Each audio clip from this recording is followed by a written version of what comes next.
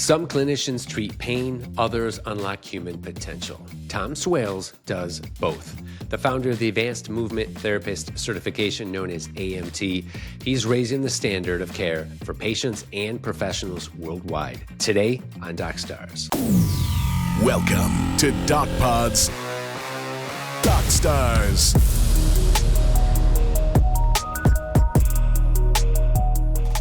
Hello, everyone. I'm JJ, and welcome to DocStars on the DocPod channel. Today, we're joined by Tom Swales, physiotherapist, strength coach, and founder of the Advanced Movement Therapist certification known as AMT. We're going to talk about that today. With over 20 years of expertise in human movements, orthopedic care, and injury rehabilitation, Tom has dedicated his career to bridging the gap between pain, recovery, and peak performance, which we love here at DocPod. He simplifies complex movement challenges into practical solutions, empowering clinicians and patients to achieve faster and more sustainable outcomes. He's also the co-founder of ComVisio Plus, a performance wellness and a clinic north of Toronto in beautiful Barrie, Canada. Tom Swales, welcome to DocStars. Great, man. Great to have you on. And I should actually correct myself already because I believe it's clinics. Yes, we just opened our second location last month in the downtown Barrie. So it's only 5 minutes from our flagship location. It's a smaller scale, but we have some really cool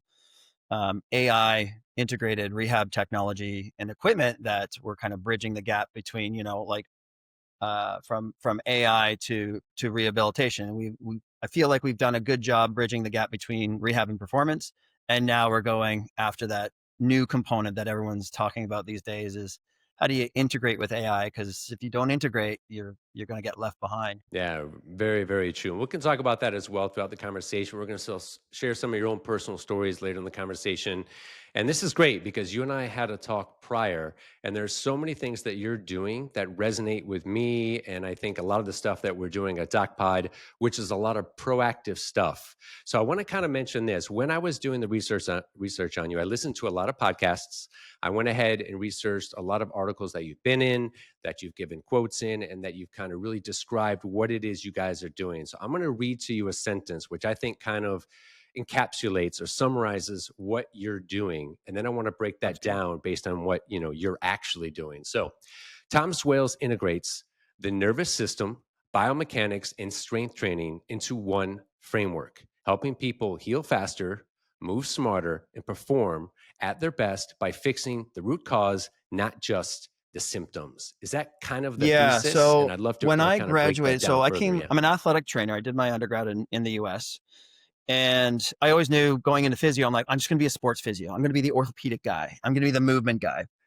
And, not even realizing all the scope of practice that we actually do with cardio rest, neurology, pediatrics. I had no idea. And so once I graduated, I struggled with neuro. I almost failed physio school from my neuroanatomy. I scraped by. I'm like, I'm never touching this again.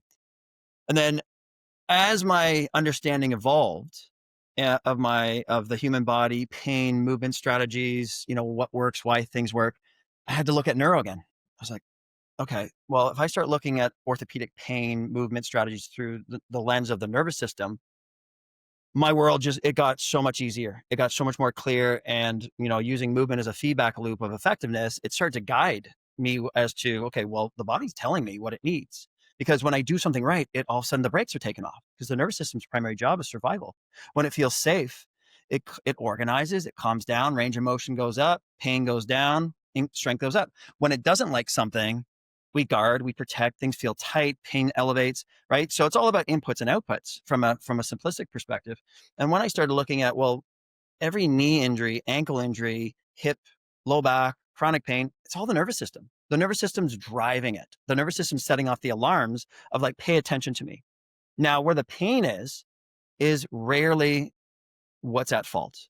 It's the what, but it's not the why. The why is often someplace else because, those overuse injuries or, that shoulder issue, you look at the shoulder, you're like, the shoulder's moving fine, but the neck's not moving. You got nerve tension, breathing is altered, thoracic doesn't extend and rotate, single leg balance is off. So all of a sudden now we have this accumulation of forces into the painful area, but that's getting punished. It's the symptom, not the cause. So once I started looking at the nervous system, the body started to talk to me. It started to tell me where the problems were. And then when I went after the whys and started to kind of get the body to move optimally, distribute forces across the body, all of a sudden pain started going away much faster. So, when I left physio school, I said, I'm never touching this again. It almost killed me. And now I realized, God damn it, everything is neuro. And now I really had to lean into it. But once I learned how to use the neurology of the nervous system, all the orthopedic pain, movement strategies, performance went through the roof. And, then it quickly built that reputation. Mm-hmm. That's an amazing thing that you discovered. Yeah. I mean, it's crazy to think about, right? Because essentially what you're saying, right, is like pain is often more about the nervous system signal Yeah. than Yeah. actual like pain It's, or damage or like something. pain is useful because it does Wow. signal saying, you know what, you need to pay attention. And what people and athletes often ignore is that kind of that first signal, which is typically tightness. An area that's tight, it's the first signal saying something's off balance, something's not connected. And then we ignore it. And then we continue to move through it and train through it. And also now that tightness becomes discomfort. Well, now the volume got turned up a little bit to pay attention. And then we ignore it. We kind of, all right, I just need an extra warm up. I'm going to keep moving through it. And now that signal, the discomfort is now turned into pain. So now the volume's turned up to pay attention. Well, now we take the Advil and the painkillers. I'm like, I'm just going to keep working. And now that pain's turned into an injury because the tissues have failed, but you chose to ignore it. And those earlier signals of discomfort, tightness, were the early warning signs saying forces are not moving across the body as effectively as they are. And that one area is getting overloaded. But we have to find out why. What is it you're not doing that's overloading the low back, the hip, the ankle, the knee, the shoulder? So pain is a signal saying that there is damage, but it's also a signal saying to pay attention. And we know the healing times for tissues. Muscles, 6 to 8 weeks. Ligaments, joints, 6 to 9 months. Much slower. Even after the injury is resolved, there still can be pain because pain is learned. The nervous system is still going to send signals to protect that area that it was once traumatized because it learned. It's very plastic. Where our strategies need to come in is we need to integrate movement strategies, modalities, manual therapy in a dose specific way so that we teach the nervous system, this is safe. It's okay. You can lift the arm overhead. It's not damaged anymore. Got it. Got it. So essentially, by putting in those movements, right, we're actually retraining how the brain and nerves perceive, let's say, the movement itself or the control movement. Yeah. So I like to look at the body through the lens of physics, and everyone's anatomy is a little bit differently. We develop certain way. Some people have deep hip sockets. Some people have shallow. Some people have kind of bony, hooky AC joints that can, that limit overhead movement. So understanding individual anatomy is important, but also understanding kind of what are the optimal ranges of motion. And that's a term we use for kind of the standard or the minimum standard that we expect in the general population. So for example, everyone should have 180 degrees overhead flexion, right? Most people should have 50 degrees extension. Straight leg raise, 80 degrees. Having these minimum standards of movement, it allows movement to transfer through the body more effectively. If I've got a straight leg raise, so if I can only lift my leg to 45 degrees, that's going to make running and walking challenging because it's going to create torques. It's going to create twisting in the system. I'm going to do weird things with my back. I have to compensate and move a little bit more in other parts of the body that may not move those specific ways. For example, hips rotate, T-spine rotates. Those are designed to rotate. Lower back, not designed to rotate. So if I can't rotate through my thorax 45 degrees, if my hips don't rotate a total of 90 degrees, and I play golf, that's going to cause a problem because all that rotation, I'm hitting the endpoints of my mobility through the hips and the T-spine. Guess where it's going into? Low back. I have to extend and rotate and side bend in my low back. And now I'm slamming and compressing the facet joints. How often do you see golfers with low back issues? All the time. Same thing with the neck. The neck is designed to rotate, but if you're not rotating enough everywhere else, that rotation has got to go someplace. And it becomes a physics problem. Energy moves to the area of least resistance. Our body will always move more where it can, and it will ignore what it can't. So those areas of tightness, nervous system's like, I can't move into this. this is too expensive from an energy perspective to try and move into it. Oh, it's easy to move over here. I'm just going to keep using this more until it starts to fail, right? Now we have an overuse problem. It's like, it's not an overuse problem. It's an energy accumulation problem. So too much energy is focused in that one area because it's not being distributed across the body effectively. And now those tissues have failed.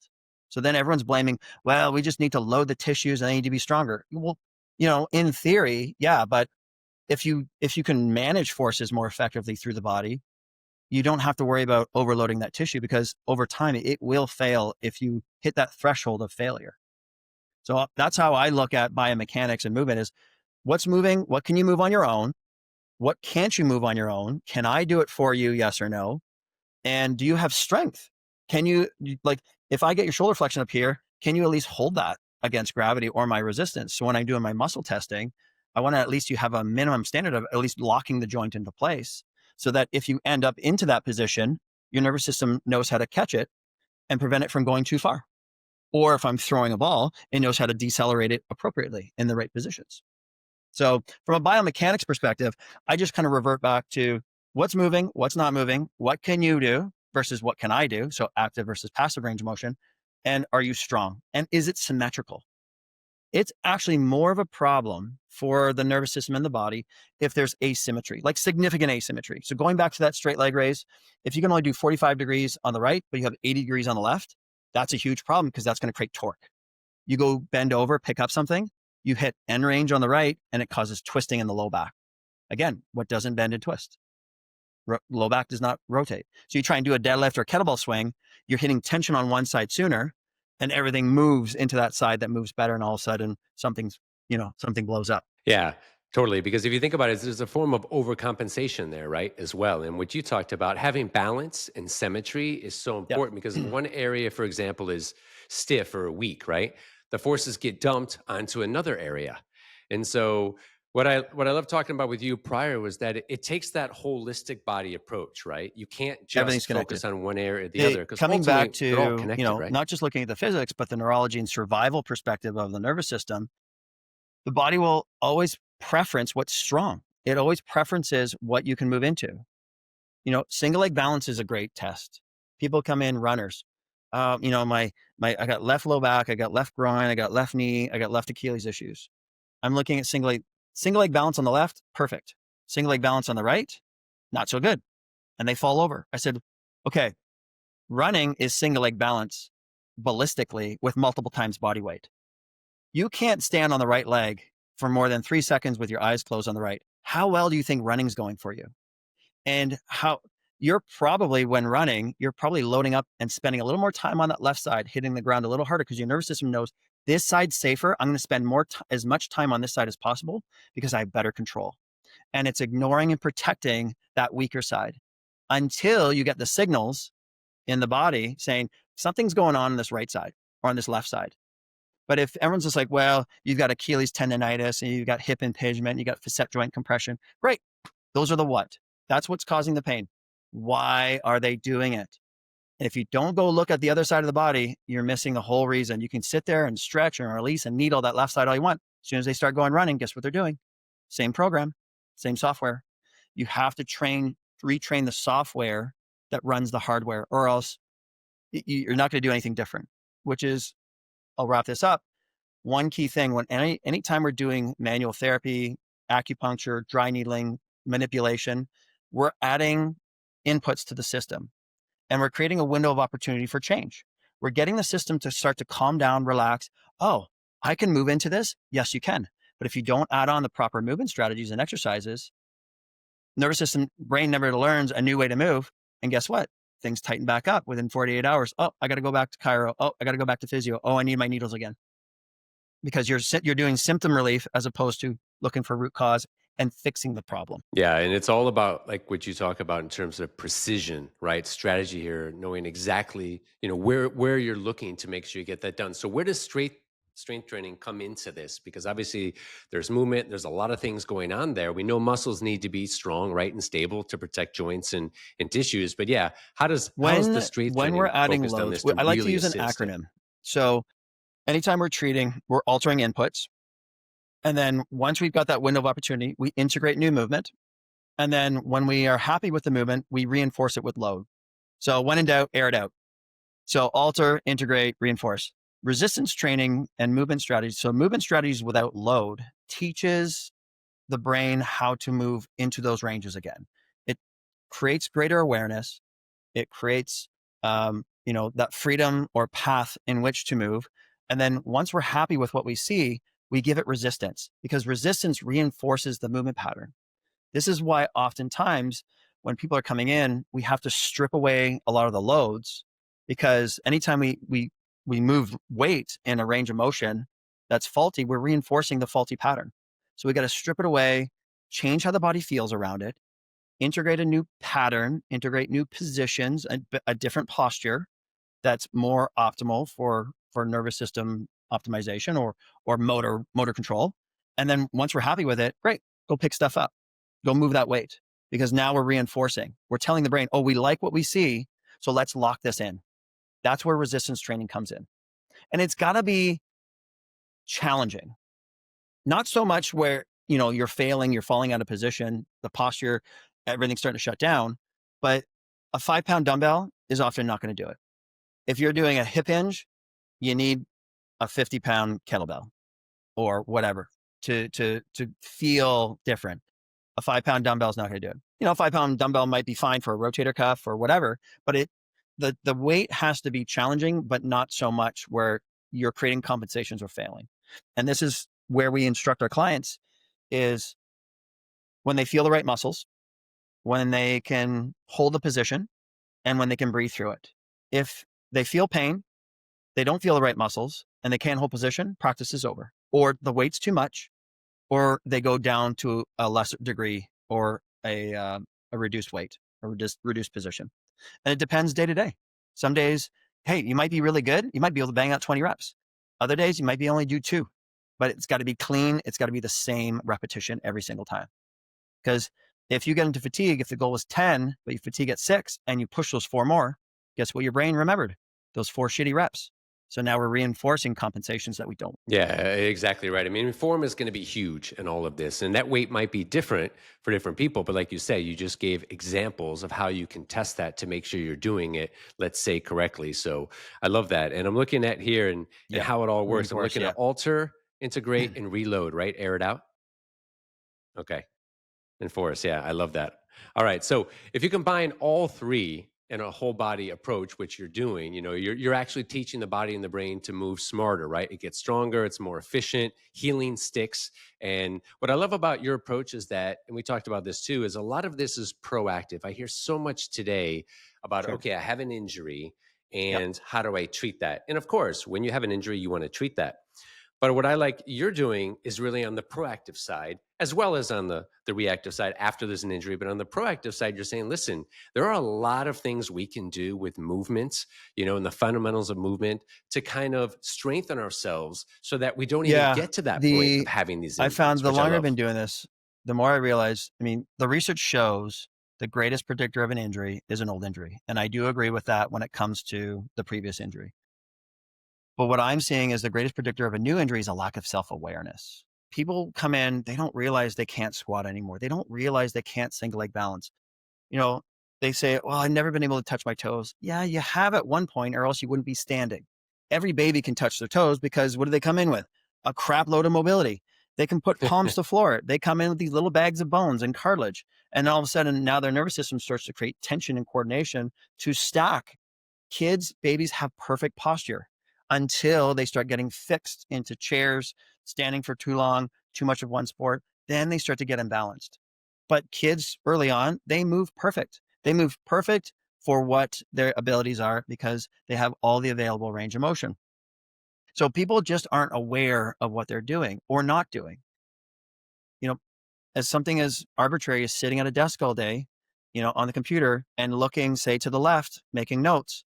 Well, you do this 20,000 times a day, or even just the eyes moving left, that's telling the brain, the cerebellum on the left side, we are left side on, the left side of our world matters more.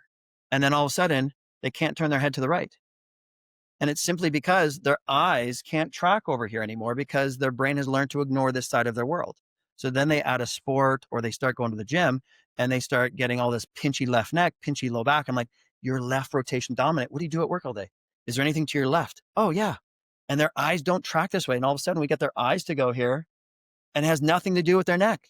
It has to do with their brain, ignoring this side of their world, starting with the eyes because the eyes and the neck are connected.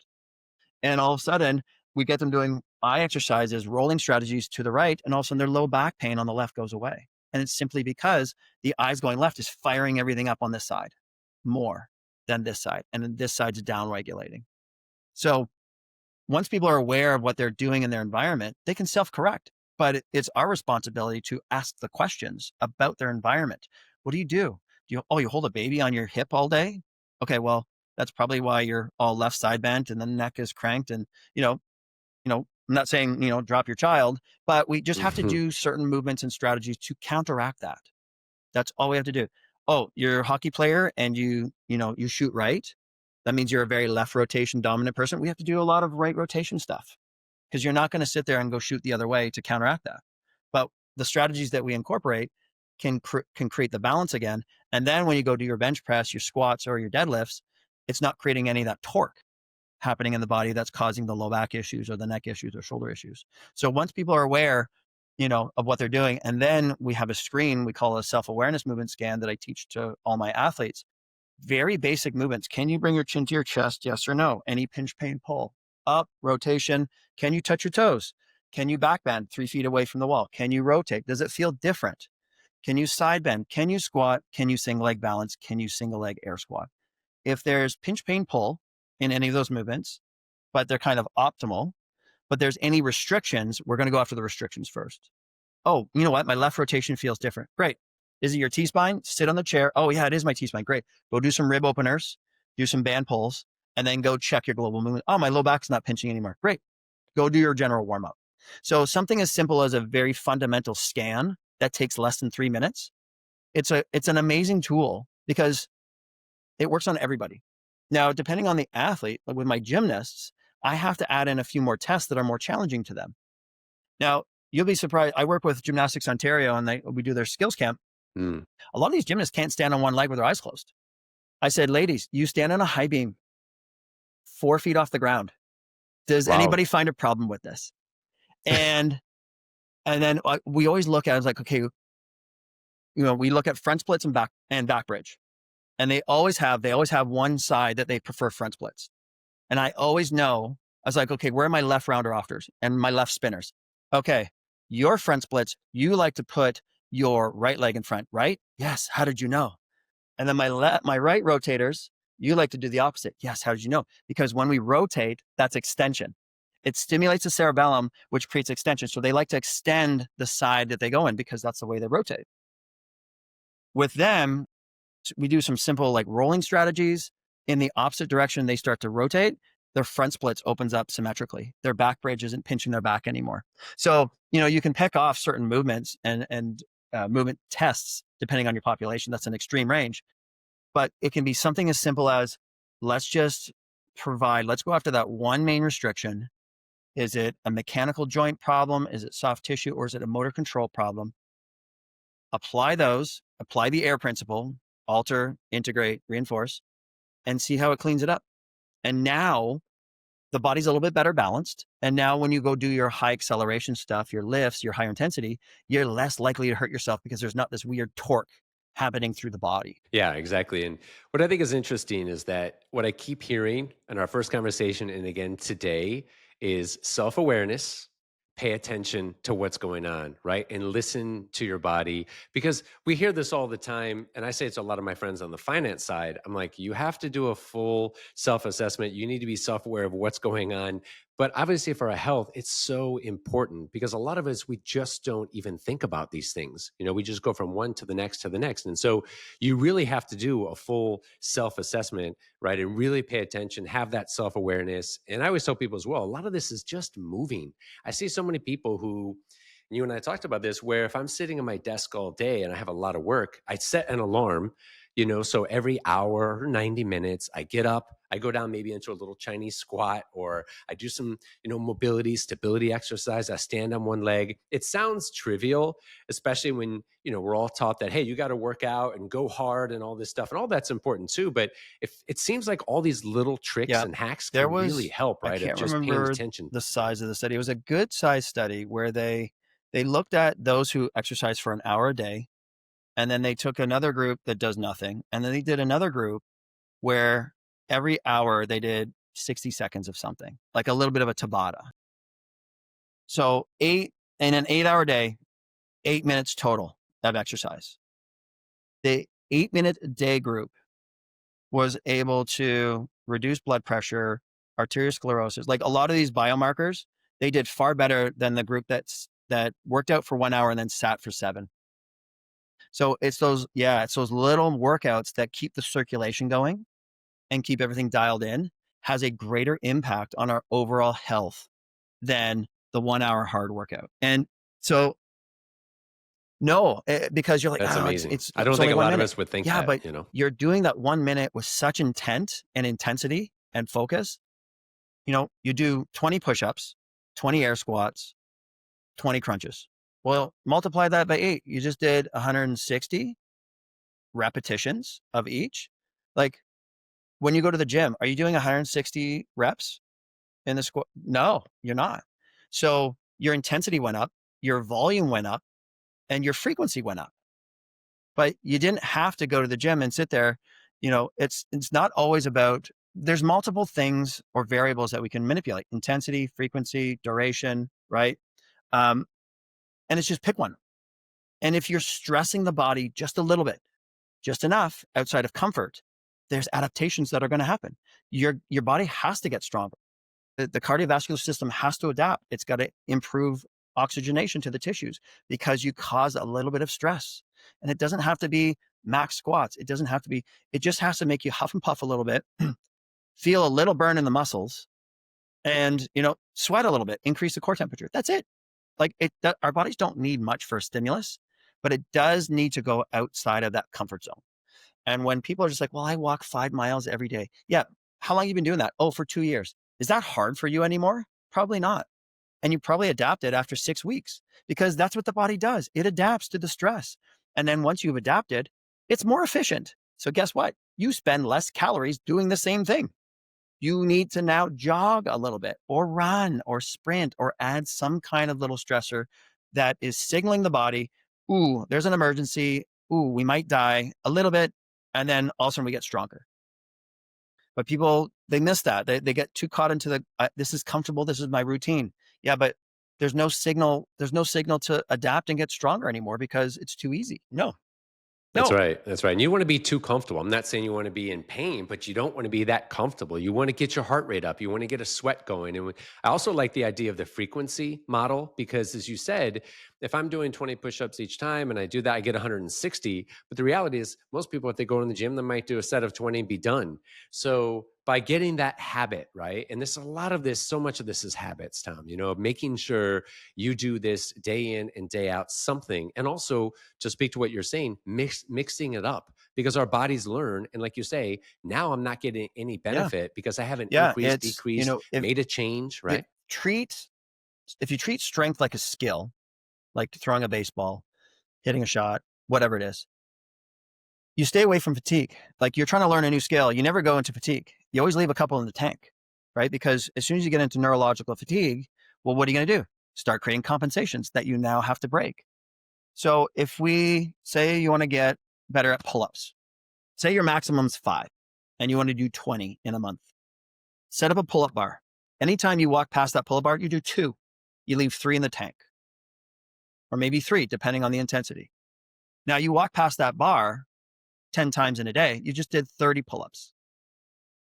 You keep doing that day in and day out, every single day, you're accumulating practice, perfect practice. The brain is going to start to get more efficient at that.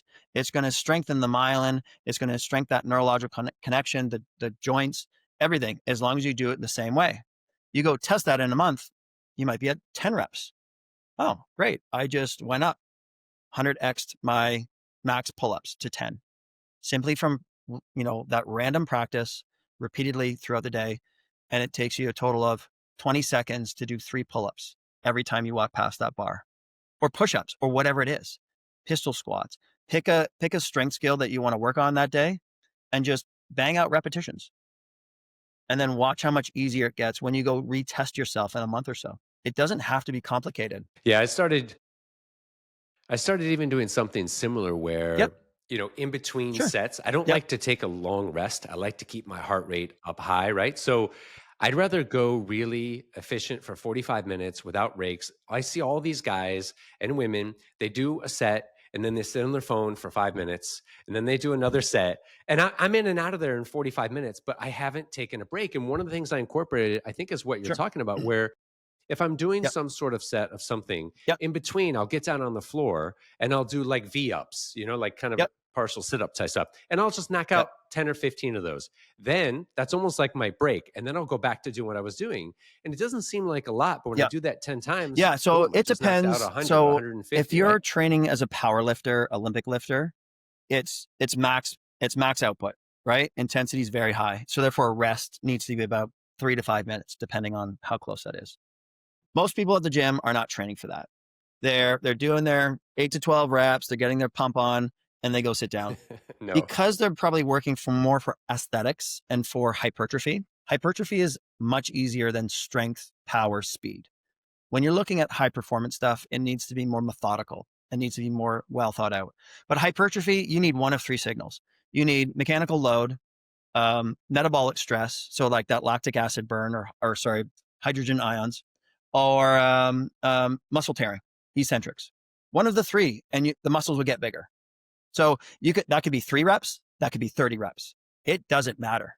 You just need to cause one of those 3 stressors to get muscles to respond. Now, if we're looking to do max back squats, you go into the rack, you do 1 or 2 reps at 85%, 90%, and you put it down, you rest for 5 minutes, because the goal of that is maximum output every single time. And they might be doing 10 or 12 sets of 2.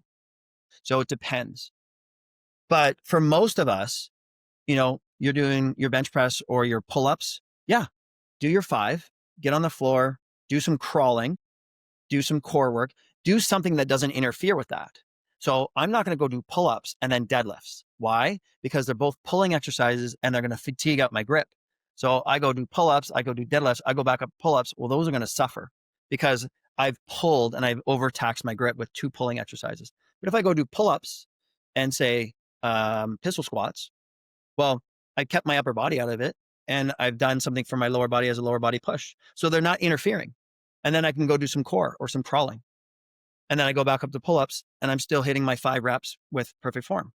And then I go and do my pistol squats and then I do some crawling. So now you're getting upper body pull, lower body push, single leg, and some core cardio, accessory stuff, working on connectivity, joint stability, and you're opening up and stretching the palms with a crawl because it's open palm. You're not tightening up.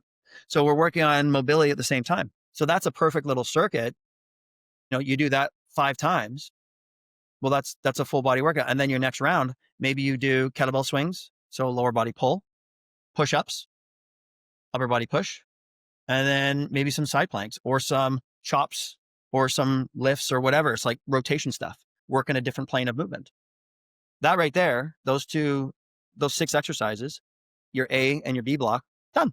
And then you can go do your biceps and triceps and calf workout at the end. And that will literally set 15 minutes for each block. You're done in 45. Like, it doesn't have to be complicated. Yeah. Think of upper body, lower body, push, pull, right? Lower body, upper body, and then planes of movement. Okay. I'm moving this way. I should move sideways and I should rotate. So if you put in at least 3 different planes of movement, 2 upper body, 2 lower body, push and pull, and then some accessory stuff for maybe wrists, elbows, calves, ankles, done, full workout. And then you can still do that tomorrow where you're like, maybe I do back squat. So pistol squats don't tax the back, but I can go load the spine tomorrow with 2 legs. And then maybe I do a single leg deadlift or leg curls as my pull. So it doesn't have to be complicated and it makes it more fun. But when we tailor it that way, we're getting more practice through the week because I just did my legs. I did quads twice and I'm getting that frequency that we were talking about. If I go in, I do legs once a week, and I, back squats, and then lunges, and then step ups, and then leg extensions, the quads are fried. You can't touch them again till next week. But now you've lost the frequency. So now strength goes down. And if you're always going in and crushing yourself and causing damage, and you can do that when you're younger. I cannot do that. And I don't like that feeling anymore. I like feeling, all right, my muscles are a little bit sore, but if I'm sore and I can't walk and I can't bounce around and jump, I get grumpy. I was like, well, shit, I don't like this feeling because now I can't train today. Like I can't do the things I want to do. It's a recovery day and that's fine. But, we don't have to go into the gym with this mindset of, I need to crush it. I need to kill myself. I need to punish myself, because also I'll close out on this. If the nervous system is always associating the gym with pain, it will unconsciously find any reason to not do it again. Great point. Great point. And I see this. I've seen it with friends, with family members. Yep. They go in Yep. there and they just go over the top. All the They've time. never worked out, or they haven't worked out. I'm sure you see this all the time. I haven't worked out in a month. And then they just go in there like 150%. And I'm like, what are you doing? You have to build up to it, right?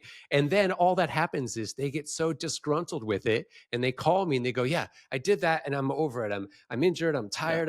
I don't like this. And I'm like, okay, wait a second. You're doing this totally wrong. And this leads Sure. me to a question for you, which I think is somewhat controversial, but I don't mind throwing it out there, is that when you look around, because I'm sure obviously you have your clinic, we're going to talk about that more pretty soon, but when you look around and you travel and you watch people work out, I travel a lot. So I'm working out in hotel gyms or different countries and gyms.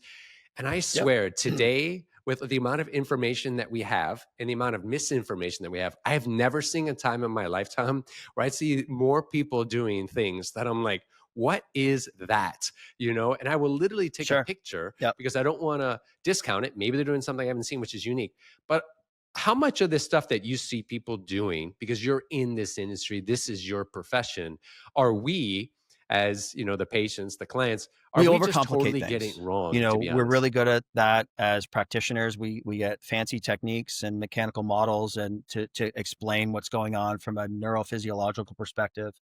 And it bleeds over into the fitness industry.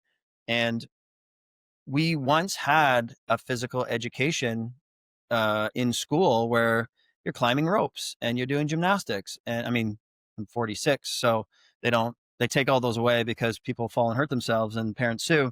But that movement literacy has been robbed from us.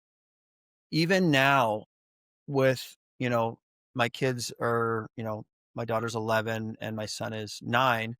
They don't play sports in gym class. So I'm like, but you're supposed to try out for volleyball. And our teachers would use gym as like, okay, it's volleyball season. We're learning the skill of volleyball so that you can be good and try out. They don't even do that anymore. They play games. I'm like, what is this? What is this crap? Like, this is great. You're moving around, but you're not learning skills. You're not doing push-ups. You're not climbing stuff. You're not pulling up. You're not doing muscle. Like, there's no movement competency. It's just random play. And they're old enough that they should be learning some movement competency, but that's bleeding into people going to the gym and then watching videos online and thinking, well, this must be the way because this person looks really good. And a lot of it's dog shit.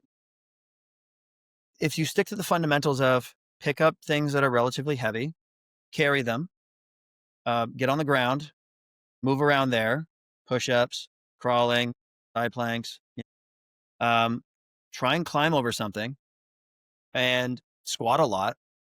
That takes care of about 80% of what we need as human beings, right? And then run. So, but the industry, you don't make a lot of money off of simplicity. You need complexity, and you need to make it sound complex. Well, you need me. You can't get to your goal without me. You can make a program of, you want to get really fit? Pull-ups, push-ups, and hill sprints 3 times a week. Done. And then just lots of walking and mobility. How can you package that and sell that for thousands of dollars? No one's going to, but people think because it's so simple, that can't be true. It's too simple. Yeah. We're not that complicated. Like, if you're moving around a lot and looking after upper, lower, and moving, that's 80% of the job. Like, you're stiff and sore, get on the ground, sit shin box, sit on the floor. That works on posture. It opens up your hips. Rock, roll, crawl. Like, what did we do as babies? We spent the first year on the ground. Why? Because it's organizing the spine. It's working on posture. It's setting up the shoulders. It's setting up the hips so that when the nervous system's organized and ready to stand, the body's nervous system says, yep, we've got enough control around this. We can go upright. And then if we're not ready, what happens to baby? Baby falls back down. You're going to spend another couple of weeks here. Exactly. But we're all stiff and we can get away with that. But something as simple as go back down to the ground. You're watching TV, sit on the floor. Oh, you don't have time to stretch? You watch TV at night? Yeah, just sit on the floor. And then when your hips start to feel uncomfortable, sit a different way. Sit cross-legged. Okay, 5 minutes, uncomfortable. Sit shin box, uncomfortable. Sit the other way. V-sit, lay on your stomach.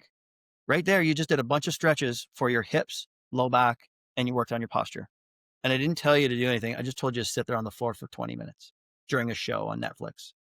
It doesn't have to get more complicated than that. That takes care of 80% of the problems. And then if people are doing all the right things and they're like, I'm still feeling these things, great, come in and see us. We'll find out why it's there. But reestablish relationship with the ground. That'll take care of your mobility stuff. Balance on stuff, carry stuff, climb stuff, push and pull stuff. That's it. That's it. Yeah. It's almost like a get back to the basics, right? Without sounding too trivial. Do you know what I mean? And the longer I've been doing this, I've gone through a lot of certifications. Very, very I love my kettlebell. If I'm going to do a course, or if I was to create one for fitness, kettlebells and calisthenics. That's it. You don't need much because kettlebells are versatile. You can swing them, you can press them, you can squat with them. They move around your body. So it's not like a barbell where you have to move around the barbell. And if you have restrictions, it locks you up. And then just get really good at moving your body around and using leverage. And you don't need much space for that. You need a 10 by 10 space. You don't need a lot of equipment, couple different kettlebells, get a chin up bar. Exactly. 10 by 10 spot and you're good. And then go for walks. And if you've got a hill, run up that a few times a week. But all the other things, they're fun. They give variety. The brain likes novelty. Tapping into that. If you don't have the mindset of, I'm going to be disciplined and I'm just going to, stick to this tool and these patterns because they carry over to many other things, then novelty's fine. And as long as it's not locking you up or causing pain or problems, then it's probably working for you. Like, let's not overthink it either. If you feel good, you're moving good, you're sleeping good, and your energy's good, you're probably doing the right things. Now, if you don't feel good and you're in pain and your sleep sucks and your recovery sucks and you're getting hurt, you might want to rethink what you're doing. You might need to change it up. So I always tell people, I used to be in my town when CrossFit came in, apparently I had the reputation of the physio who hates CrossFit. I'm like, I don't hate it. You guys can program a little bit smarter so that you're not here. Like, why are you're here to see me for blowing up shoulder and low back because you're throwing snatches overhead. I'm like, when was the last time you did that? Maybe we work a dowel. Maybe we work some mobility first rather than get into these metabolic WODs with Olympic lifts, which they're not designed for, and gymnastics. And everyone's blowing up their Achilles of like, okay, I like the camaraderie. I like the community. Everyone's supportive. That's awesome. You're moving, but I don't want you to get hurt. And they are all doing much better now, which great. They've evolved and they're doing so much better. But I always tell them, like, do whatever works for you until it stops working. Because everything won't work for everybody, but something will work for somebody. And if you have more levers to pull on or more options or more, tools at your disposal, well, then you're like, this isn't really working for me. I'm feeling, try this for a bit. That's fine. And as long as you're feeling good, moving good and sleeping good, keep doing that. Because the best thing, the best exercise is the one you're going to keep doing. Everyone's asked, what's the best cardio? The one you're going to show up to do. I hate doing cardio. Exactly. But I don't mind running with my dog. I don't mind sprinting in the forest. I don't mind, shooting hoops. But I don't like going out for long runs. I'll go for a mountain bike ride, right? Because that's stimulating as well. That gets my cardio. But you're not going to catch me out running for fun. I won't do it. I'd rather swing my kettlebell till I'm blue in the face. To me, that's more enjoyable than going for a run sometimes. And like, forget it. Yeah, I'm with you on that. I'm totally with you on that. And there's a couple questions I have about that because I think this is interesting too, is that two things. One, when you mention calisthenics, I think those of us that are I don't know, over the age of 40, probably mid 30s or 40, whatever. Yep. We remember in Yep. school, doing jumping jacks, doing burpees, right? Doing push-ups, doing sit-ups, and even doing little wind sprints like rat races, right? We go down, touch the floor, come back. I still do those, and I see people looking at me and just laughing like I'm Yes, insane. And they I do. still think they have merit. Do they? Because burpee, for example. My daughter does them in karate all the time, but it's a form of conditioning. You're going quickly down to the ground, decelerating, quickly coming up, swinging your legs underneath you into a deep squat and explosively standing up or jumping, and then they hit their stomach. So they do that repetitively, but you're establishing a relationship with the ground. You're increasing power. You have to set your core. There's lots of stuff going on. Now, they can be done very poorly. Again, once you start getting into fatigue, you see backs arching, they're bouncing off their spine. It looks sloppy. If it looks sloppy, go do something else, or at least break down the components. Wind sprints. You know how many injuries I'm seeing for pickleball now? Pickleball is the new CrossFit. So, because people, they look at, I Wow. don't know how much they're warming up, but you have to lunge and you have to decelerate and you have to swing and you're off balance. But if you don't move and train in those planes of movement, you're going to get in trouble. And people are blowing up their knees and meniscus thinking that, well, it's not as intense as tennis. I would rather you do tennis because tennis is a little bit more self-limiting because you have to accelerate, you have to decelerate, and then you have to swing. Whereas pickleball is kind of a quick stop and go. But people still need to be fit in those planes of movement and move in those patterns in order to be safe with it. And sometimes they're not wearing the right footwear. They're wearing running shoes that their foot hits the ground and their foot's still moving inside the shoe. And all of a sudden they twist inside the shoe. I'm like, you have to wear court shoes. You're playing a sport. Yes, it's recreational, but you're going to take it intensely. You're going to get competitive and you're going to make a mistake if you don't take this a little more seriously.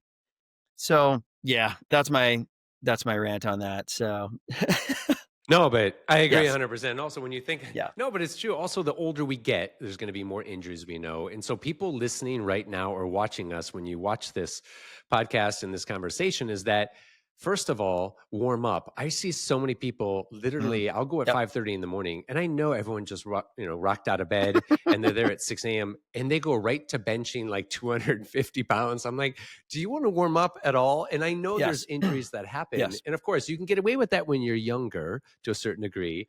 But especially as we get older, we have to warm up, right? And we have to make sure we're doing the right movements. And something I want to mention is about the running. So I don't like running long distances. I find it very boring, right? So I try to do different, high intensity exercises where I feel like I can, shuttle side to side, or I can raise my knees and do high knees, or anything that I can do. So if people are listening and they don't like running, what are some really good ways to hit the cardio that you only need a small space that they can use versus running long distances? You cut out a little bit before that question. What was Or are they? the up? Yeah. Okay. So about the like Yes. terms of like running, yeah. If I don't want to Okay. run long distances, but I want to hit my cardio, So you what don't would you need. recommend? I like pushing sleds. If you have those available to you, um, swinging a kettlebell, crawling, like all of those will increase the heart rate because we don't crawl much because it's hard. I have my professional hockey players and I get them crawling and they go into a balance beam and they're sweating. I'm like, I know you're fit, but it's because their nervous system's a little bit stressed out because it's a new pattern. So ropes, skipping rope. I love skip rope. If you don't have running, skipping rope teaches coordination, hand foot, rhythm, elasticity. One of the things that we start to lose as we get older is that spring in our tissues because we're not bouncing around as much as we did kids. And the fascial system is what allows us to be so efficient with movement. So we're not so muscle driven. But if we, do some rhythmical hopping on the toes, create that elastic tissue, train up that system, we move easier. We actually spend less energy and we can get more work done just by training the fascial system. So every single one of my workouts, I hop. I'm doing A skips, B skips, different types of hopping. It's not full on plyometrics, but it's rhythmical. And I'm really focusing on my feet punching the ground to get the plantar fascia to start to wind up and train the foot to be strong. Cause I had surgery on my ankle when I got to the hospital And as soon as I started training the feet to be stable and strong again through the fascial system, I can run again. So that's another thing that, if we move really quickly through space and we decelerate really quickly, which is where a lot of those tools that we can use, water sacks, kettlebells, it's causing that acceleration, deceleration, that stretch reflex. It's not just training the muscles, it's also training the connective tissue to be more elastic. So we don't need a lot of space. Swing a kettlebell, skip some rope, Mm, battle ropes if you have that's available. good. Even just hopping up and down. You don't have a rope, skip. Just do some A/B Yeah, skips. Your heart rate will go up, but you're also developing skill with that elasticity again. exactly. Yeah, Perfect. I'll even do Yep. literally where I Yep. just jump side to side. Maybe it's only 2 feet distance, but I'll move side to side and then I'll do front to back. And I'll Yep. do that for a minute. I'll take Yep. a break, do another minute just to get warmed up, or maybe as something in between exercises, right? Which I love. All right. So I want to talk a little bit about bridging rehab to performance. So I know that you said, I read recently that you said the clinic side, which I think is pretty interesting. The clinic side is where people feel better, but the movement Yes. factory, if you will, is where they actually get better, which is a pretty cool thing when you think about it. So, what problem, were you fixing with that split Yeah. design? Clinic on one side, the Yeah. actual, call So it coming practical from application, movement center athletic on the other. trainer, working from on-field rehab to high performance, personal trainer, strength coach, and then into physio, which gets into more of the different systems of the body. Going through all those different education systems, there was still a huge gap between, okay, what physio did, AT did, into strength and conditioning coach. There's that gap in between of motor patterning, appropriate loading, movement strategies, work on restrictions, self-awareness, all that stuff in between. And too often, in physio school, we're given rubber bands to work on shoulders. We're given 5-pound dumbbells to do, like, they didn't take the exercise component or understand too much of the value of, look, you've got an 80-year-old lady who has balance issues. Get her to pick up a 50, like, teach her to deadlift and watch her balance get better, right? Giving her little 5-pound dumbbells isn't doing anything, because we're taught that everyone's fragile, and, like, oh, don't add too much weight, you might hurt them. I'm like, this is dumb. And then they go to their personal trainer, who maybe doesn't have an understanding of kind of the rehab side or movement strategies, and they start loading them and they get hurt, and then they're back in for rehab. I said, this is dumb.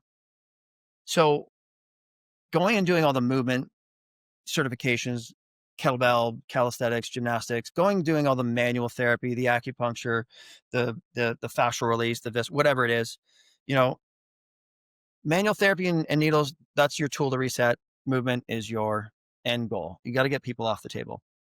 And once we, again, understanding how the nervous system and how we learn to move as babies in the three-dimensional world, it started to become more clear. Oh, if we work off a neurodevelopmental model, top down, ground up, or top down, center out, and ground up, well, we can start to add in what we need to kind of restore that human athlete again. But once pain is abolished or managed, you got to start getting them to move, and getting them to load up right away isn't always the best strategy. It is the end goal, but sometimes people are fearful. They're like, I hurt my back doing that. So, well, you can't touch it. Let's work on nerve mobility. Great. Let's work on sit back. Let's work on your core control. Let's work on your patterning and your position. Put a dowel on your back and do squats first to kind of teach you the pattern and the posture that you're supposed to maintain. Great, that looks good. How's that feel? Cool. Let's go pick something up. Now we've given them the confidence, and they know what it's supposed to feel like before they load it. And then they pick it up. How'd that feel? That feels awesome. Great. Not touch your, oh, I can touch my toes now. Amazing. Right? We didn't stretch you. We just taught you how to load and pattern that in. So yeah. And at the end of the Which day, is so cool. people got to get off the table. We can't, some people's business model is keep them dependent. Oh, come back and see me next week for the next, year and a half. And, I'm like, that's not fun. Who wants to do that? You're creating dependency in people when you should be giving them the knowledge and the capability to take care of themselves. And then the fun part is seeing them progress. And then all of a sudden, oh, you know what? I had this goal to be able to, do this thing. I want to go to my next goal. Great. Stick around. We'll teach you how to get there too. Like, that's the fun part. And the point is, get them in, fix them up, make them independent, make them durable, create the capacity, get out, go live your life. You don't need us. And then if you hurt yourself again, hopefully it's for something else, then come back and see us. But, um, that's where that's where the AMT is kind of like, I've taken orthopedic assessment, prioritized it, organized it, and then kind of bridged in all these high performance exercises that to show people like, look, these high performance exercises are actually restorative. But if we also want to increase high performance, some of these rehab exercises actually unlock high performance. And I'll touch on a quick story to give you an example. So I've had the privilege to work with Mitchell Hooper. He's the world's strongest man. And he reached out to me in 2023. He's just like, hey, I think, we should hook up. And I'm like, sure, I'll assess you. He's okay me telling this. He was having all these right-sided issues, right knee, right low back, right groin, chronic pain. He's like, it really, when I'm back squatting, 600-700 pounds, it starts to light up. I said, okay, cool. So we go through a basic assessment. Guess what he couldn't do on his left side? Couldn't stand on one leg. I was like, well, that's interesting. I looked at his eyes, his visual system, Wow. his eyes didn't track to the left. So when we did convergence, his left eye would bug out. So that tells me his left cerebellum's not firing up. I said, okay, cool. And when he squatted, he shifted everything to the right. I said, you shift to the right. He's like, yeah, but I don't know why. And all we did, I did this one muscle test where I tested his glutes. As soon as I had him bring up his head into extension, glutes shut off. No glutes. I was like, you're back squatting with your quads and your low back. When you put a bar across your back, what does he do with his neck? So he's kinking the hose here, and it's causing what we call positional inhibition, shutting off his glutes. So we gave him a dural stretch, an L-DOA to decompress his back. Okay, great. Touch his toes now. We gave him some eye exercises to the left. We gave him some rolling strategies to the left. And I gave him a simple banded exercise around the neck to teach him what position his head's supposed to be in and squat. He's like, all of a sudden, he's like, oh, I can squat deeper. Great. The next day he texted me. He's like, hey, I just PR'd my back squat for 4 reps, no pain. I said, amazing. Now, I used rehab exercises on a very high performer, right? But it's what he needed at that time. Giving him more squats and deadlifts is not going to help him. I needed to balance out his nervous system and his body just enough to take the brakes off, to redistribute forces away from his right side, because his brain's like, I like the right side because it's strong and stable. I'm going to ignore the left because it's disconnected. And all of a sudden, back squat went up, pain went away. Now, on the other end of the spectrum, we have a little 80-year-old lady, posture issues, balance issues, fear of falling, all this stuff. Guess what we have her do? We have her deadlifting kettlebells and going in the agility ladder and walking across a balance beam. So what's rehab and what's performance? Depends on the person in front of you. Amazing. So if I have a high performer, I just need to unlock. They're performing at such a high level. I just need to make sure their nervous system is calibrated and is removing the brakes to allow them to reach their potential. And the other side of it, I just need to give you capacity and strength and fundamental movements to improve all these things that you need to work on. So it depends on the person. Yeah. I read actually, and tell me if this is true, that you could get someone touching their toes in 1 to 2 minutes by targeting certain reflexes. So I have how this does that work? I thought that was presentation pretty that I do. interesting. I call it 8 neuro hacks to move better and reduce pain 60 seconds or less. And it's based on the idea of inputs and neurology. So very simple. We set a baseline. I have everybody stand up in the seminar. All right, what's your neck doing? What are your shoulders doing? Can you back bend? Any pinch, pain, pull? What's your single leg balance? And we'll simply go through breathing exercises, one to kind of upregulate and one to downregulate. And then they check. Oh, what got better? Oh, I can touch my toes. Well, great. That was the breathing you needed because your nervous system was shifted too far one way. Then we'll go do some eye exercises and we'll get them flicking eyes here. That sympathetic stimulates the brain, or we'll get them to do convergence. We'll test. Oh, that worked for me. Great. Your eyes are stuck, right? Like they're not moving. They're not stimulating the cerebellum. We'll look at the inner ear. We'll do some canal bounces or flicks. So simply by stirring up the inner ear, the vestibular apparatus that controls balance, one of the 3 balance systems, also by stimulating that, brain wakes up, reorganizes. Oh, my balance is better. Great. We'll do tapping, right? Proprioception. But also because the body is, the fascia is like a liquid crystal matrix, when we create vibration, it creates electrical pulses. That electrical pulse has a calming effect on the cerebellum or on the amygdala. and it calms that part of the brain. Now, all of a sudden, nervous system starts to reorganize. Your amygdala Hmm. was a little bit charged up, or maybe you weren't aware of certain parts of your body. And that vibration calmed those muscles down and, reorganized or restructured things. What's not isometrics? You got a tight neck. People are just like, oh, I got a tight neck. They do an isometric for 5 seconds, and all of a sudden they can touch your toes simply because they have instability or weakness in their neck. So I like using this one because I have a jammed up neck, so you can see it. Neck is a little bit Wow. sticky, and I'll just do an isometric here, 5 seconds, and all of a sudden that lets go. And simply because I added control on the backside, because I'm overstretching all the neck muscles on the back, nervous system's like, well, I don't feel safe there. But as soon as I add control or some tension in that area, it relaxes the front muscles because I've stimulated the back muscles. So it's simple little tricks from a neurological level. Now, I always tell people, I'm like, look, I That's know this crazy. seems like magic, but it's temporary. So yes, it created change, but we have to figure out, you know, why is your brain doing that? And if it was a permanent fix, great, maybe I needed it. But if it keeps coming back and the tricks aren't holding, you have to figure out why. Let's find the why things keep tightening or protecting or guarding. So I always put that, disclaimer in there. I'm like, this seems like magic, but it's not a permanent fix. You need to find out the why. Yeah, definitely. Let me ask you a question. I think it's interesting because you see so many people, right, at your clinic. I can only imagine how many people you've seen over the years and working with the Canadian Olympic team and other professional teams. Do you have and I've kind of read this before with different physicians and also with physiotherapy specialists. Is there a first principle screening of someone that you have that's your go-to? You're like, I won't skip this. Obviously, I'm sure there are a lot, but is there one that you Yeah. So really go to a if somebody lot comes when in thinking about that and, when you assess someone? they have a new injury and I've only got 30 minutes, I put them through a global movement scan. I want to see how the body's moving as a system first. What's restricted? And then I got to look at the neurological scan. I need to know, is the neural tissue moving and sliding centrally from brainstem all the way down to tailbone into the sciatic nerves? Then I look at, are the peripheral nerves moving and sliding? And then I look at, the sciatic nerves and the distal nerves. If nerves are stuck or sticky or aren't sliding, they're going to tell all the muscles around it to protect them. Because what takes priority from a survival perspective? The nervous system's way happier to tear a muscle than tear a nerve. Because if you tear a muscle, that will heal. But if you tear a nerve, you're done. And every muscle that's associated with that nerve is also done.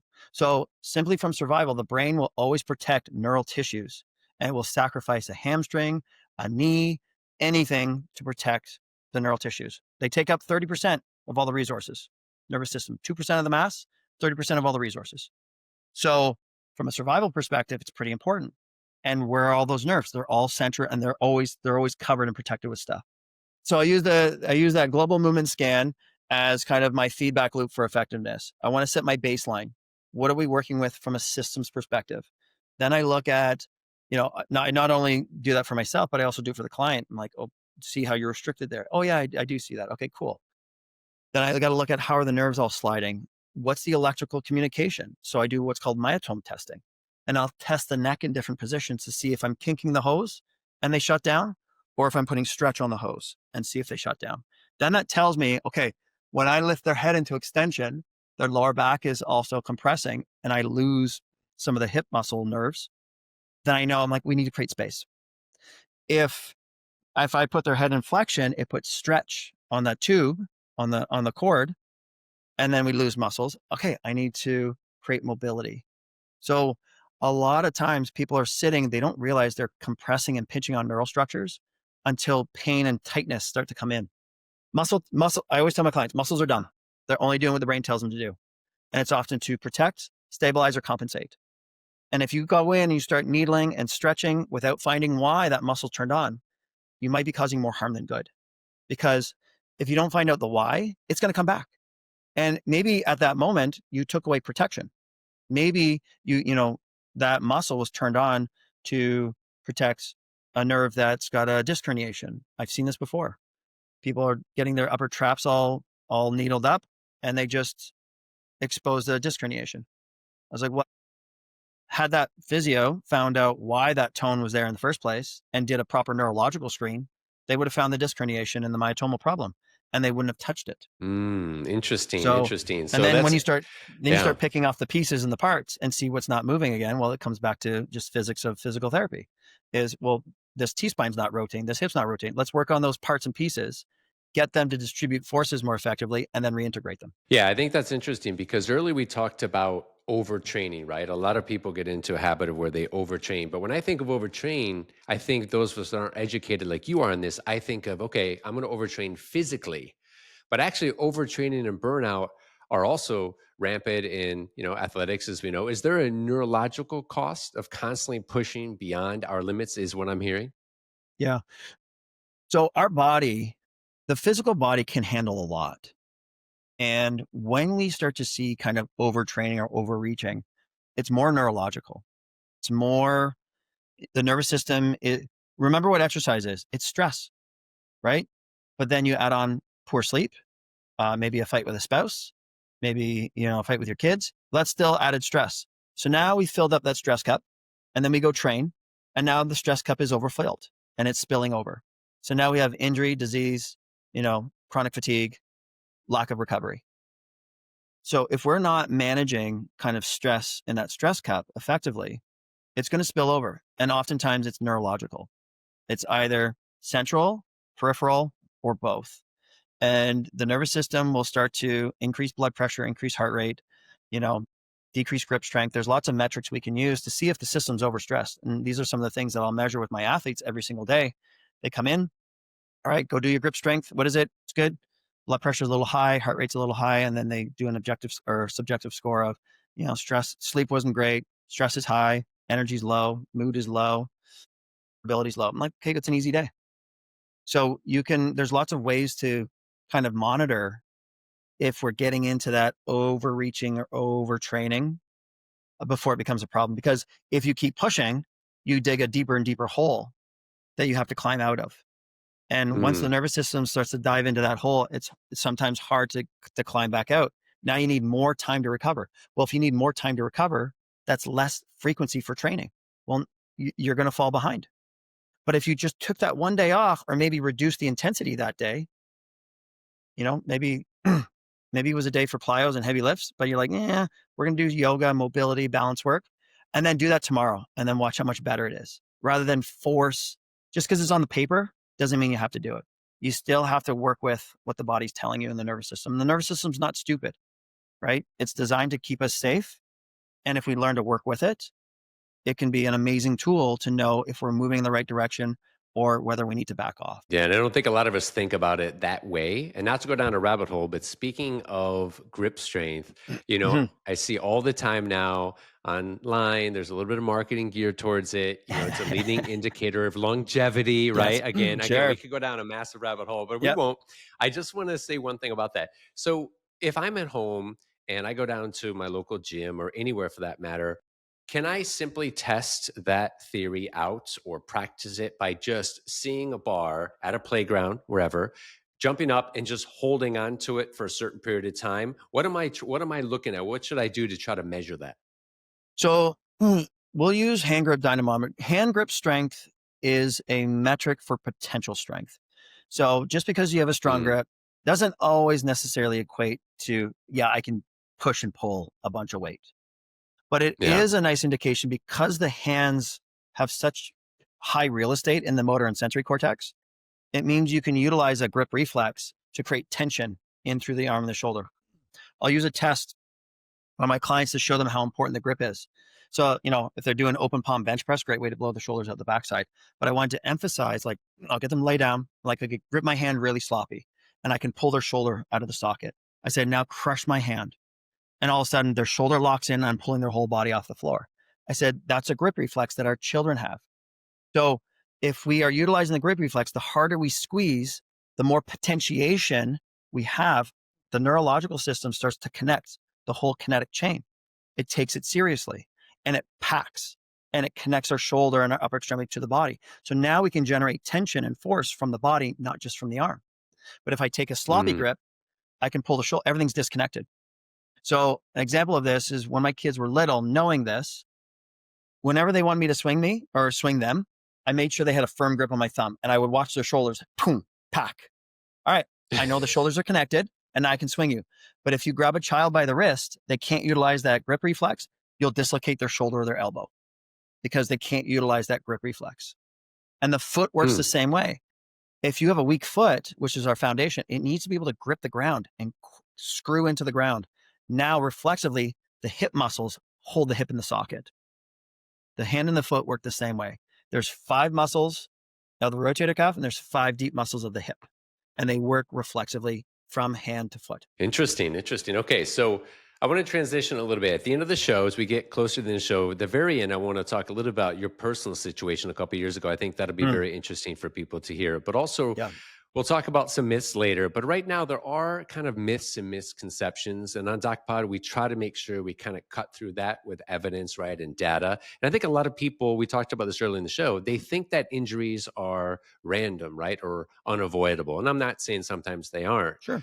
But Sometimes they are. am I framing this correctly in saying the truth really is, and I think we need to pay attention to it, is that they're often the result of ignoring signals and lacking that self awareness, like we said earlier in the show. And so I think for me, a takeaway today would really be in this area to make sure we do pay attention, right? That we are self aware, self awareness as injury insurance, as I think you've called it, because that lack of self awareness, right, can be a huge cause of injury. I see it so often. Yeah. Um, going from the signal perspective to the self-awareness, it's just checking in with yourself once in a while. Again, I'll use the SAM scan as an example. Just, can you squat? What does that feel like?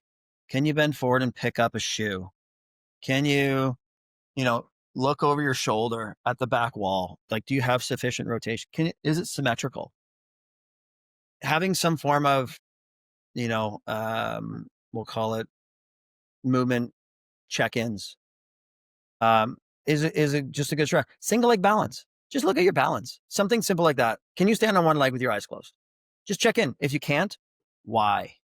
Is it foot? Is it ankle? Is it hip? Is it core? Is it inner ear? Is it a balance issue? Is it a visual something?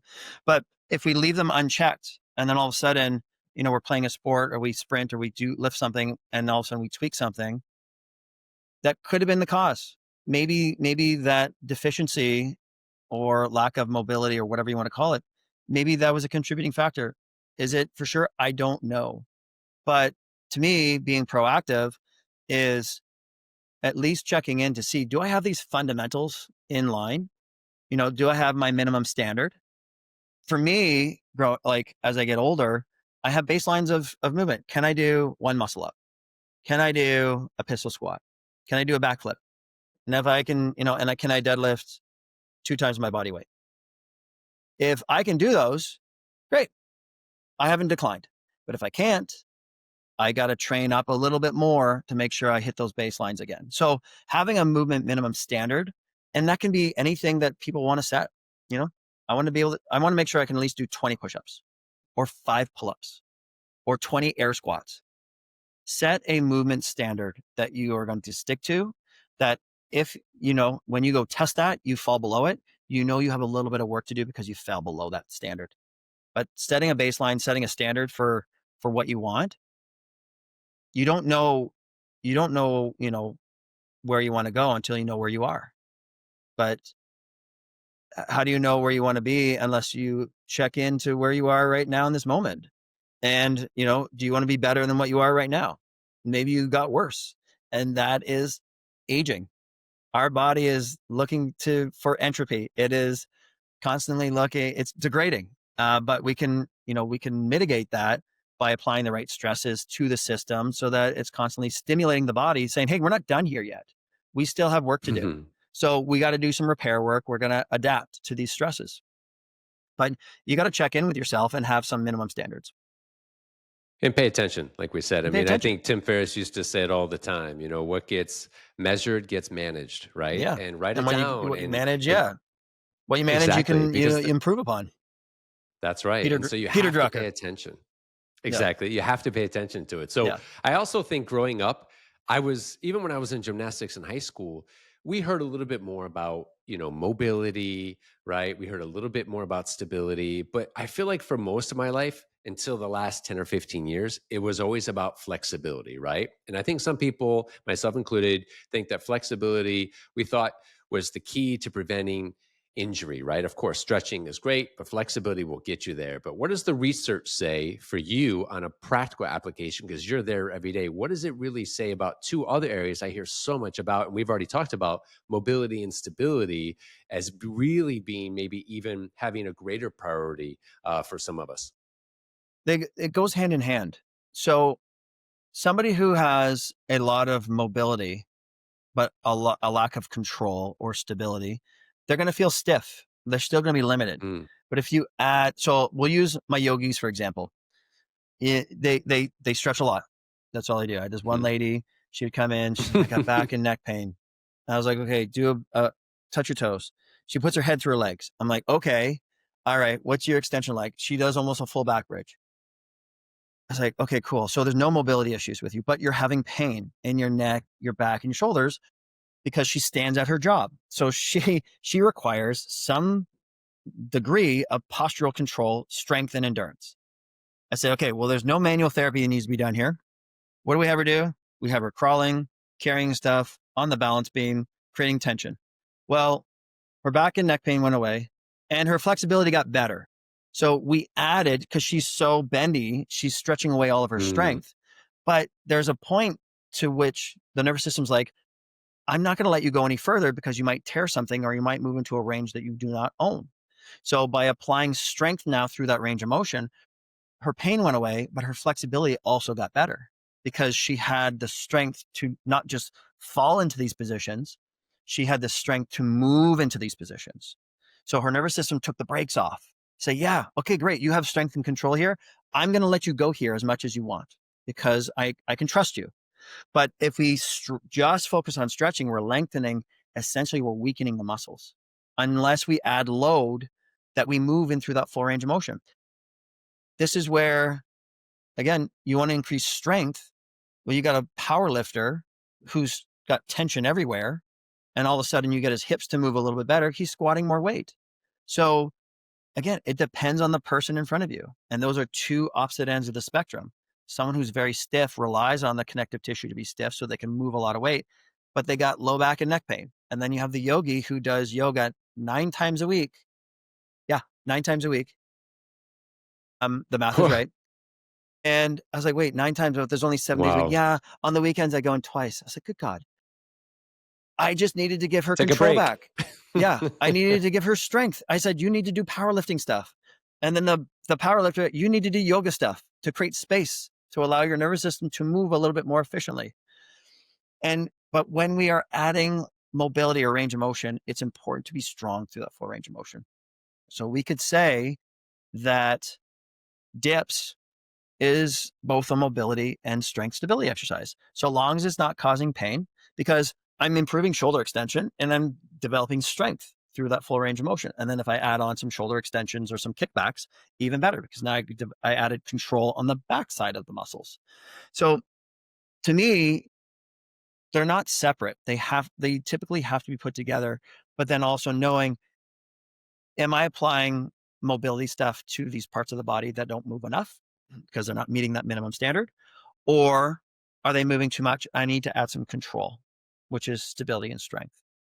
So coming Mm, back to the beginning, it depends on the person in front of me.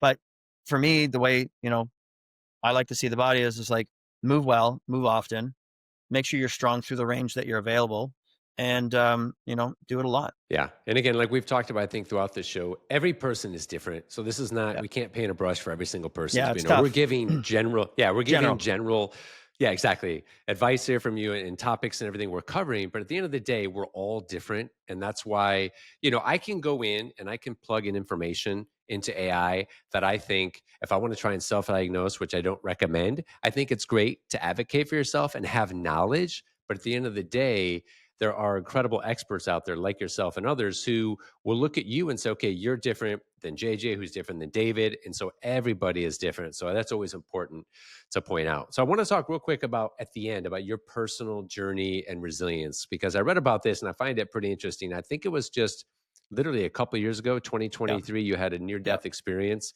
with sepsis, and how it kind of shaped you, because that type of personal challenge that must change or refine the way you live or the way you approach patient care. I'm very curious the outcome of that afterwards. First of all, what happened, and then the second thing is, did that change the way you approach patient care and clinician education, these types of things?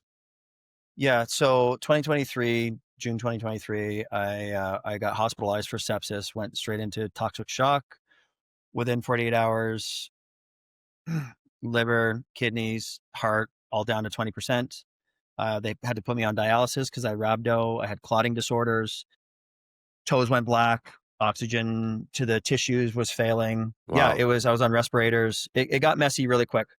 Now, thinking about the week up to that, talking about self-awareness and paying attention to your body, I was working out in the heat. It was, 30 plus degrees. I had like achy joints. I'm like, like it's my ankle, it's my elbow. Like those are old injuries. They just might be a little cranky today. But it was hot, so I wasn't paying attention to the low grade fever that I had.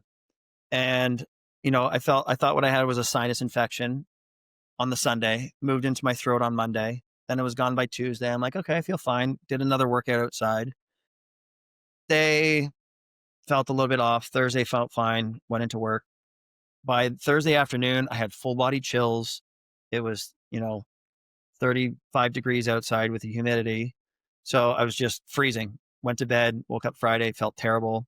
At that point, for how sick I was throwing up. I should have told my wife, we need to go to the hospital. I just wrote it off as like, I've got a virus or something. I'll be fine. Saturday, didn't sleep all day Friday, in pain all night.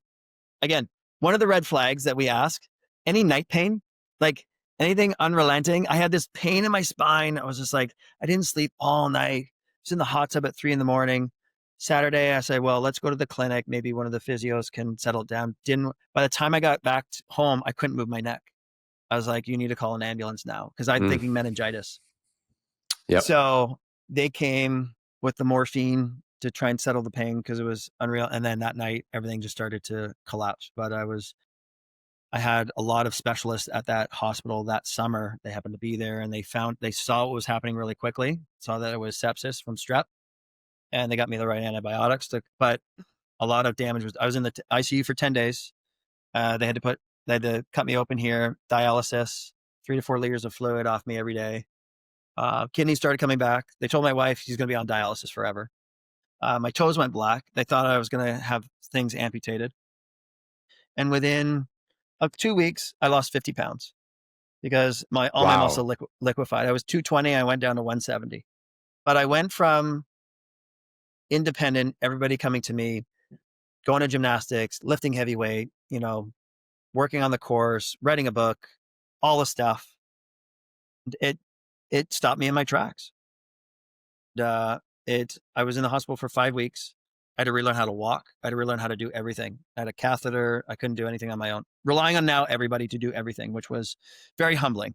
But I also got a lot of gratitude from it because a lot of my friends, my men's group, they looked after my family. Their wives made food.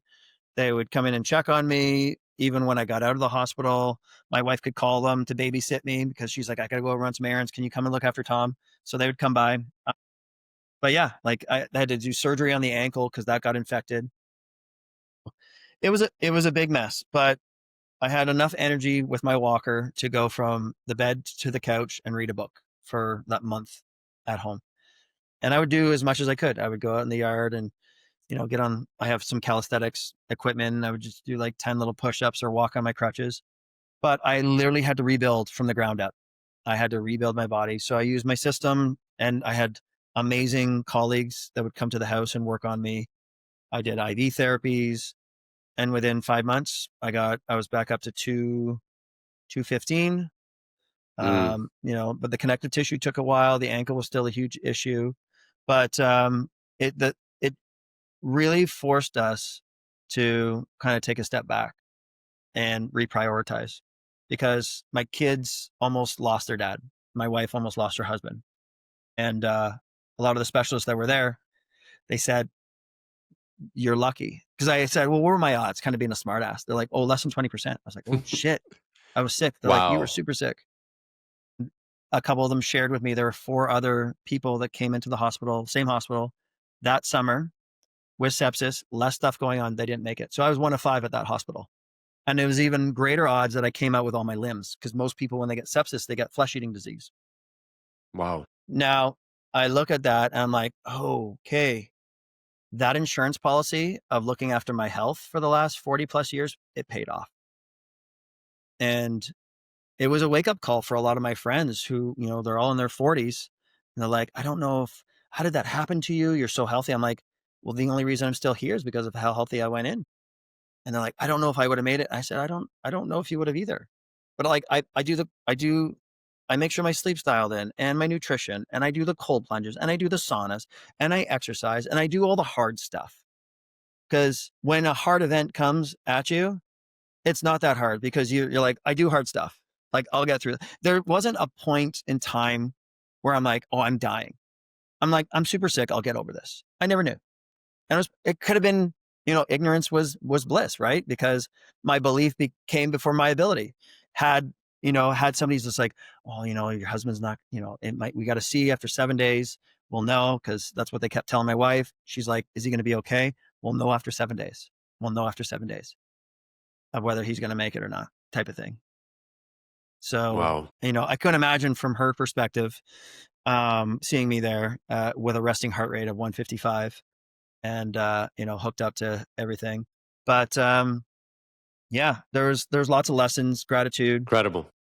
But the main takeaway was, thank God I have been putting in the work up to this point, because that literally saved my life. And, coming out with a different perspective of reprioritizing, and like, there's always work tomorrow, but, sacrificing work for time with my kids is dumb. Yeah, exactly. No, that's so true. I mean, there's obviously a ton of positive we can take from that story. And first of all, incredible that you are where you're at today, which is so great to see. But I think for me, the point that I love from the whole story, and I went through this myself, is that, and I try to tell this to my friends, the better shape that you're in, the better you can keep your body healthy, the more you pay attention to it. As we get older, there's a good chance we might have different things happen to us. But if you proactively take care of yourself, and listening to you talk today, it's amazing, because that could save your life. And it probably Yes. did save yours, Yeah. and if you weren't in the shape you were in, you may not be here. And so that right there should be the greatest reminder for all of us, just to be like, hey, we don't know what the future holds. Something could happen, but the better we take care of ourselves, I'm not saying it's going to get you through 100%, but why not at least increase the probabilities, right? Yeah. The best time to plant a tree was 20 years ago. The second best time's today, right? Exactly. So true. So true. So, okay, before we wrap it up, I want to ask you this, though. So, what keeps you motivated, man? I mean, you've been doing this 20 plus years, right? And you have to keep evolving, you have to keep learning, you have to keep teaching others. When I ask that question and you really look at what happened 2 years ago, maybe that's part of it too, but what really do you think, what is it that drives you? Just that, I'm always curious. I always like learning. I like solving people's problems. I like having the answers. I came into a lot of frustrations early on as a new grad, and be like, okay, I got to get tools. And then I started becoming more confused, because I'm like, I don't know what tools to use. And then once I figured out how to organize all this, I'm like, okay, this makes more sense.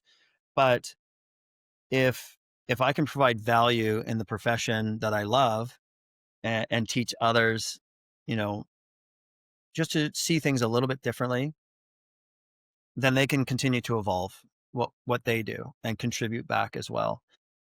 Where I started to look at really push things for myself, like from a biohacking perspective and really leveling up, is especially when we had our second child.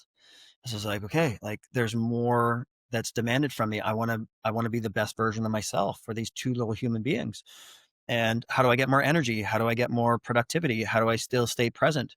So, you know, that led me on the journey of looking outside the box of my traditional paradigm for rehab and performance, and started looking at all these kind of like little esoteric things. But I'm like, oh, there's physics behind this. There's this affects the biology in this way. And um, it made it more fun because I didn't have to be stuck in this traditional paradigm of, well, this is the way we think and this is the way we treat. I'm like, yeah, but there's so many different ways to do this. And that makes it more fun. And you have more solutions to people's problems.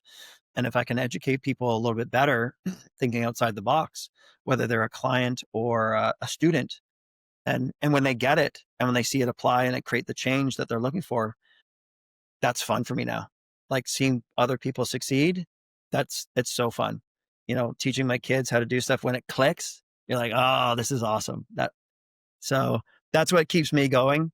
There's a lot to learn. I've had great mentors to guide me along the way, but for me now, it's continue to push things, but also give back. Yep. So true. So true. And again, we always talk about curiosity. I think the older you get, the more curious you can stay about life, because life Yeah. is going to change, right? It's Oh, going to yeah. change. That is going to happen, right? So the more you can stay curious about life, I really feel like you increase your chances of being happy. And by the way, two of my close friends had issues where they weren't in the best health, and then they Yep. had kids, and that was a Yep. powerful motivator, because they would tell me, Yep. they're like, JJ, honestly, all the stuff you've been doing for years, like I'm starting to know now. And I'm like, why is that? They're like, because I want to be around for my kids. I want to be healthy. Maybe I'll be around for my grandkids. So Tom Swales, thank you for sharing your journey today, man. It's been great. I love your vision, all this stuff, from physiotherapy and strength, obviously, to coaching, to the AMT system, which you created, which is incredible. I think your work proves how resilience, obviously science and education, can transform pain, movement, and ultimately our performance. What you're doing at Convisio up there and with the AMT system, you're really helping patients recover faster. And that's what I love about this. You're giving them, better tools.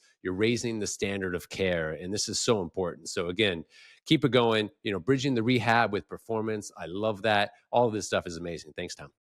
Thanks, JJ.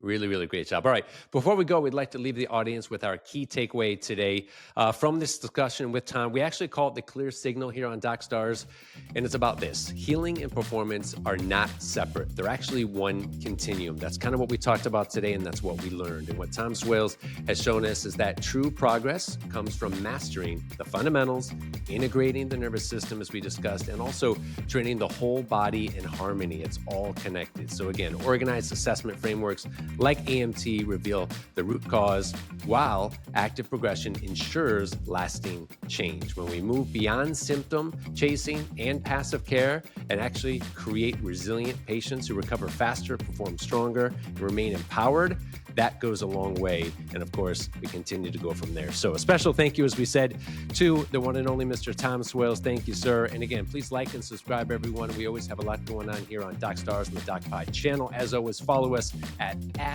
the DocPod Healthcare, and also hashtag DocPod Healthcare. And as always, health, it's everything. Thanks, everyone.